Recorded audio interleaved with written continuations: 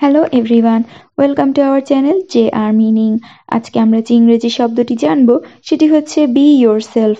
এর বাংলা অর্থগুলি হচ্ছে নিজে হও, স্বাভাবিক থাকো, নিজের মতো আচরণ করো। নিচের দুইটি উদাহরণ দেওয়া হলো। প্রথম উদাহরণটি হচ্ছে in every situation it's important to B your self and stay true to your values.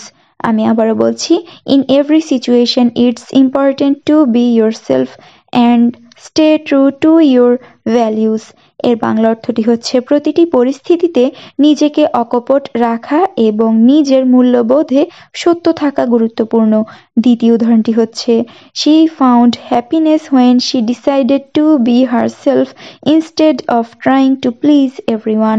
আমি আবারও বলছি, she found happiness when she decided to be herself instead of trying to please everyone. এর বাংলা অর্থটি হচ্ছে সবাইকে খুশি করার চেষ্টা না করে নিজের মতো হওয়ার সিদ্ধান্ত নিয়ে সে খুশি খুঁজে পেয়েছে। ধন্যবাদ।